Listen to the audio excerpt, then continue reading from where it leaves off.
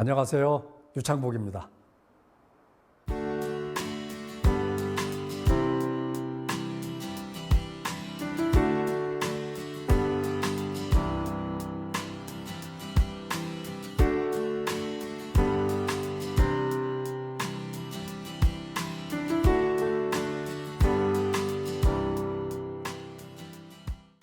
지금까지 여러 가지 로컬 유들의 사례를 말씀드렸는데 여러분 다 그동안 해오셨던 일들이죠? 생소하지 않으시죠? 다 우리가 10여 년 동안 혁신 정책을 통해서 동네마다 다 실현했던 것들입니다. 그런데 이게 몇 군데에서 몇 사람의 활동가 중심으로 아직은 실험 단계에 있었던 것일 뿐이죠. 이제는 이거를 더 확대해야 됩니다.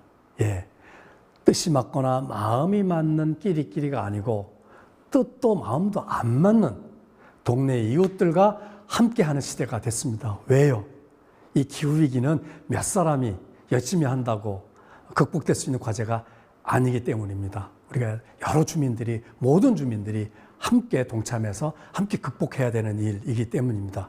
그래서 여러 사람이 함께 하려면 어떻게 해야 될까?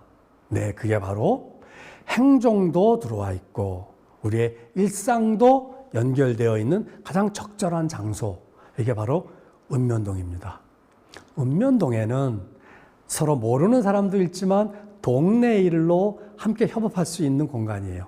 그리고 여기는 공무원도 근무를 합니다. 그런데 여기에는 이미 주민 대표 기관이 있습니다.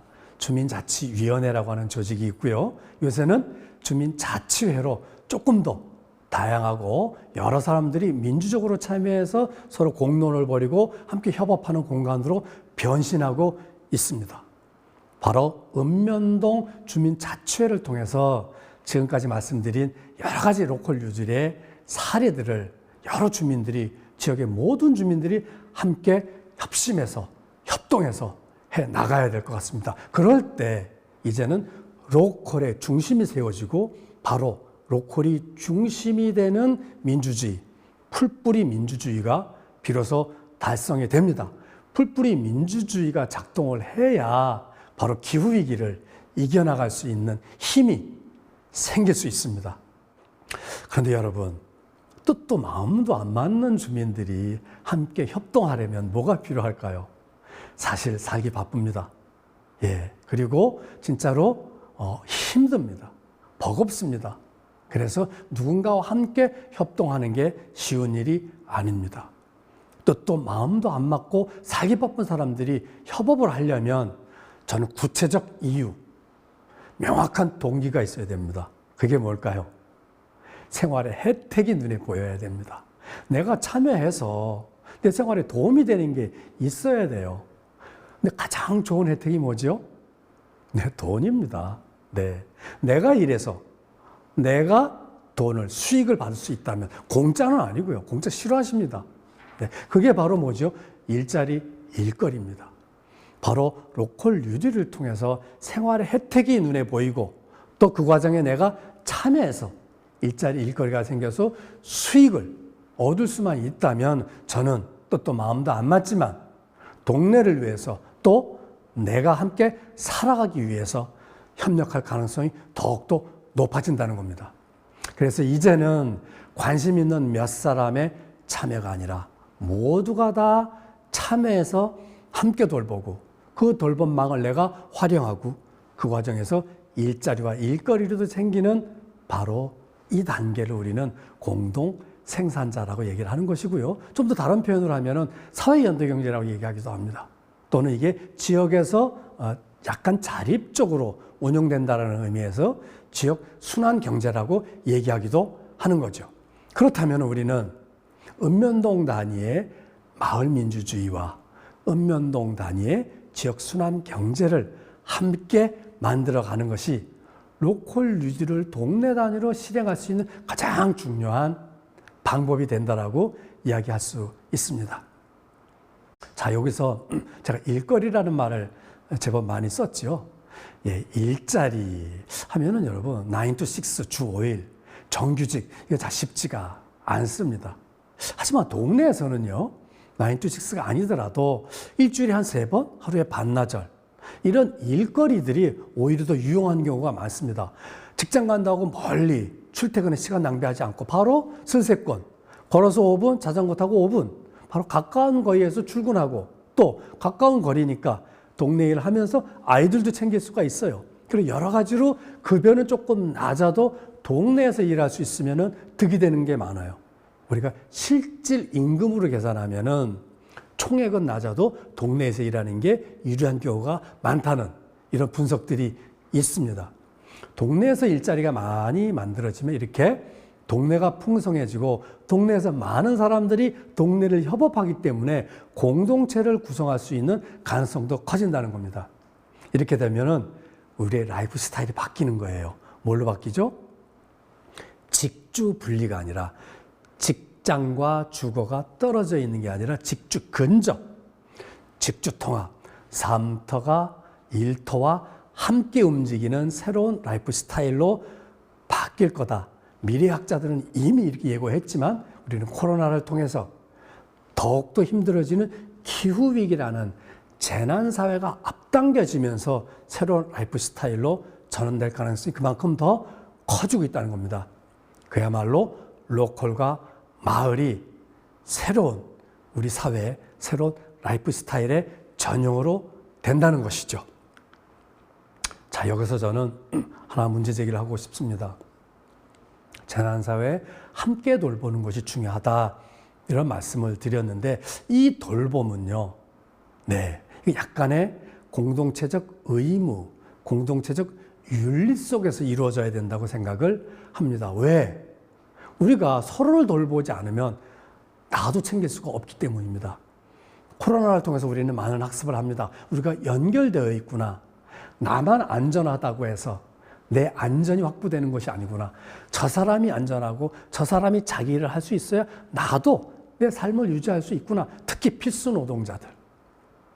우리는 필수 노동자의 존재를 이 재난, 위기 상황을 통해서 다시 한번 확인하게 됩니다. 저분들의 수고와 노동을 통해서 내 삶이 그럭저럭 유지될 수 있었던 것이로구나. 이제 나도 어쨌든 함께 살아가기 위한 필수 노동의 한 몫을 담당해야 되는구나. 이런 의미에서 우리가 서로가 서로를 돌보는 일이 공동체적 의무, 공동체적 윤리로 작동한다는 겁니다. 그래서 국가가 일방적으로, 시혜적으로 서비스를 제공하는 일방 제공이 아니고요. 서로가 수요자이자 제공자인, 내가 서비스를 받는 사람이자 누군가를 또 서비스를 주는 존재라고 하는 것. 이게 1대1이 아니라 다대다로 이루어질 때 우리가 이거를 호혜 돌봄이라고 합니다. 이 호혜 돌봄은 동네에서 가능한 것이죠. 동네에서 호혜 돌봄이 이루어질 때는 여러분 어떤 의미가 있느냐. 그래서 여러분 공익 캠페인에 TV 보시면은 요양보호사 캠페인이 있더라고요. 아줌마 이렇게 부르시면 안 됩니다라는 캠페인을 합니다. 제가 언젠가 제가 사는 마포에서 요양보호사 한 분과 지난 얘기를 나눌 기회가 있었는데 이분들이 그런 얘기를 하시더라고요. 진짜 자식들도 안 하는 일은 우리가 하는 거다. 치매가 온 어르신, 자식들도 힘들어하는 거 우리가 다 챙긴다. 목욕 수발하고 대소변 수발하고 일상 식사까지 우리가 다 돕는 일을 하는데 가끔 무너질 때가 있다고 합니다. 무너질 때. 이때가 언제냐? 네, 가정부. 예전 말로 식모라고 합니다. 이런 취급을 할 때 무너진다고 합니다. 우리가 얘기하는 돌봄 서비스라고 하는 것은 너무 시장 중심적 서비스 전달 체계로 되었을 때는 제대로 된 돌봄이 이루어지지 않습니다. 돈 줬으니까 하셔야 될 거 아닙니까? 그래? 알았어. 난 받은 만큼만 할게. 이렇게 돈으로 사고 파는 서비스 시스템으로는 재난사회 서로를 돌보고 서로의 안전을 챙기는 걸 보장할 수가 없습니다.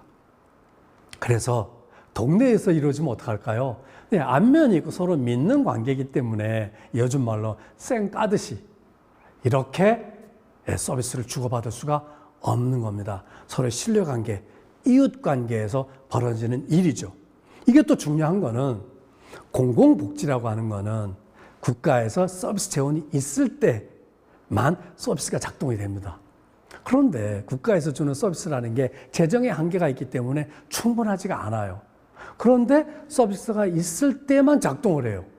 그럼 충분치 않은 서비스 영역은 비어 있는 거예요. 사각지대예요.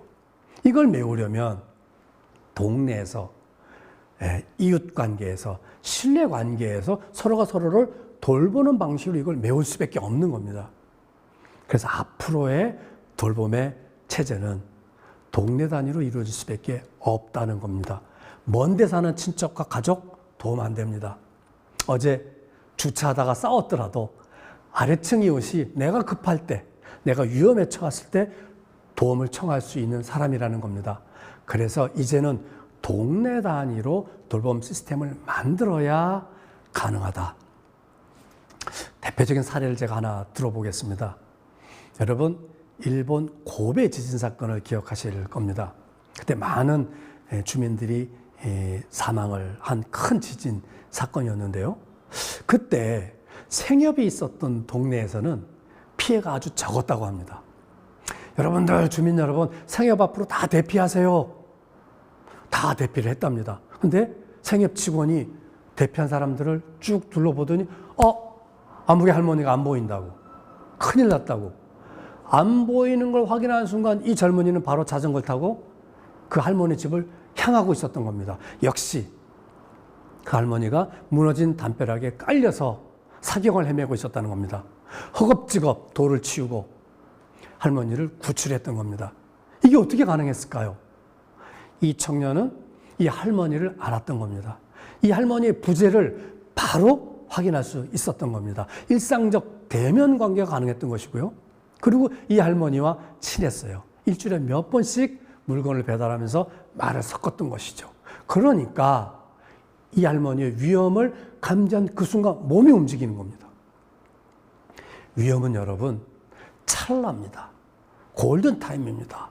즉각적으로 대응이 이루어지지 않으면 생명에 위협이 오는 겁니다. 그래서 앞으로 긴급한 재난 상황에서의 안전이라고 하는 것은 바로 근린, 이웃관계, 신뢰관계가 핵심이다. 우리가 앞으로 만들려고 하는 돌봄 시스템은 돈 주고 사고 팔듯이 하는 서비스가 아니고요. 또 국가가 일방적으로 주는 시스템도 아니고요. 일단은 동네에서 함께 호혜 돌봄하는 기초 위에 시장적 서비스와 공공 서비스가 결합될 때 우리의 안전망이 확보된다는 점.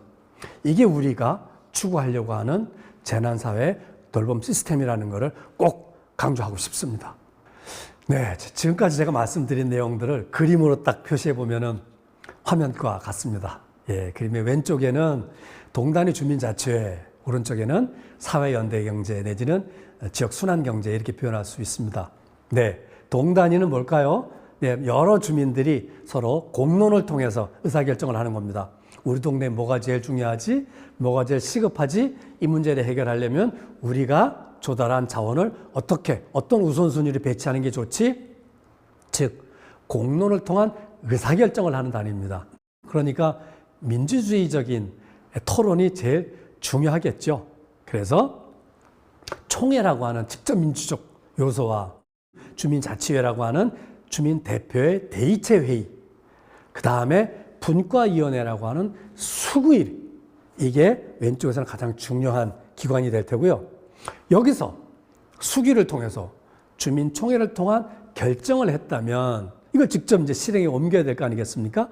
어르신들을 챙긴다, 아이들을 챙긴다, 영유아를 챙긴다, 이런 여러 가지 동네 시급하고 중요한 사업을 결정했다면 이걸 실행할 수 있는 전문가들, 이걸 실행할 수 있는 서비스 공급자들 다 모아야 되겠죠. 이것이 행정일 수도 있고 민간일 수도 있고 영리 기업일 수도 있고 비영리일 수도 있고 또 조직일 수도 있고 개인일 수도 있어요.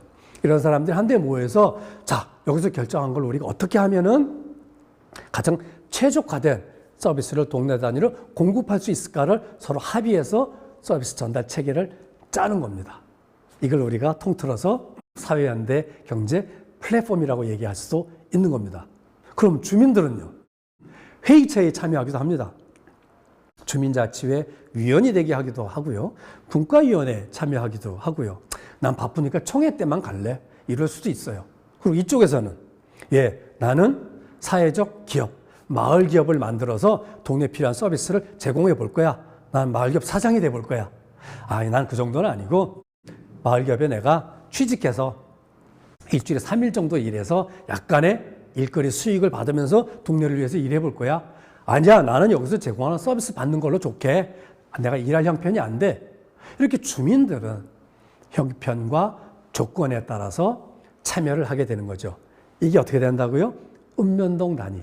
읍면동 단위라면 우리가 근린이고 여기에는 행정 공무원도 들어와 있고 근린이라고 하는 생활세계와 딱 연결되어 있는 이 단위에서 이게 이루어진다면 저는 코로나, 기후위기, 이 재난사회, 재난 상황에서도 동네에서 함께 사람들을 챙겨갈 수 있는, 즉 로컬 회복력을 가장 잘 만들 수 있는 시스템이라고 생각을 합니다. 예, 결론입니다. 긴 시간 이야기 들으시느라고 애쓰셨는데 이제 종합을 해보면 이렇습니다. 네, 읍면동 주민자치회를 중심으로 로컬 뉴딜 사업을 하자. 그래서 결과는 일자리와 일거리가 나와서 지속적으로 다양한 주민들이 참여할 수 있는 지역 순환 경제를 구축하는 걸 목표로 삼아야 한다. 그러면 행정은 시군구나 시도, 광역, 기초 정부는 칸막이 지원 이제 그만하고요. 동네 단위로 이런 시스템을 만들기 위한 자원을 융합시키고 그리고 각 부서별로 하는 일들을 잘 융합적으로 기획 조정하는 역할을 좀 행정은 했으면 좋겠다. 그러려면 이제는 재정도 기후위기를 극복하고 재난사회에 함께 살아갈 수 있는 회복력을 강화시키는 방식으로 분권적이고 지방자치가 자율적으로 재정을 집행할 수 있는 이런 시스템, 더 나아가 읍면동 단위의 주민이 주도적으로 우리 동네에 필요한 일들을 자율적으로 행할 수 있는 자치적인 재정 집행 체계, 분권 자치형 재정 집행 체계를 제도화해야 된다. 마지막으로는 로컬 뉴딜의 많은 의제들, 뭐 교통, 환경, 주거, 뭐 폐기물 여러 의제들이 있지 않았습니까? 이런 의제들을 그동안 오랫동안 전문성 있게 연구하고 중앙부처와 지방정부와 계속 협의를 해왔던 우리 사회의 시민사회, 시민단체들이 있습니다. 이분들이 가지고 있는 전문성들을 저는 동네로 다 끌고 와야 된다. 그래서 그분들이 가지고 있는 전문성과 또 이분들은 정부와 상대해 본 경험이 많아요. 우리가 협상력이라고 합니다. 이런 협상력을 동네 단위로 다 끌고 와서 읍면동 로컬 중심으로 정부와 협업하고 문제를 해결하기 위한 전문성들을 이제 재구축해야 되기 때문에 시민사회, 시민단체들을 동네에 초대해서 협업하는 노력을 많이 해야 될 것 같습니다. 네, 제가 이 강의를 시작하기 전에 가장 먼저 말씀드린 내용입니다. 여러분 이 내용을 한번 보시죠. 기후위기를 통해서 우리는 힘들었지만 네, 우리는 살아가는 생명체입니다. 그래서 어떻게든 살아낼 궁리를 하죠. 어쩌면 위기이기 때문에 저는 그동안 생각하지 못했던, 그동안 생각은 하진 했지만 엄두를 못 냈던 실천을 우리는 하겠다고 나서고 있는지도 모릅니다. 위기여서 기회일지 모릅니다. 그 기회의 핵심은 로컬이고 로컬 회복력을 만드는 겁니다.